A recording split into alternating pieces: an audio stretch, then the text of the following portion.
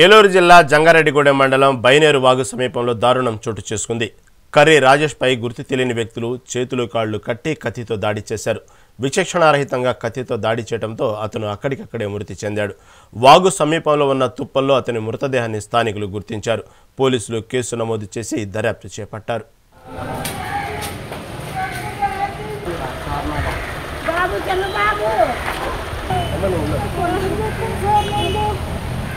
చెప్పేది వినాలా బాబు బాబు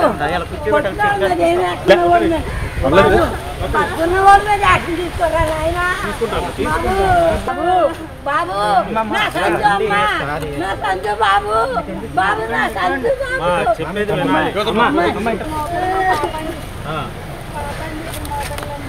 చాలా ఎక్కడ కలిసి ఉంటుందా అందరూ? మీరు ఎక్కడ ఉంటారు? వాళ్ళు బావగారు ఉంటారా?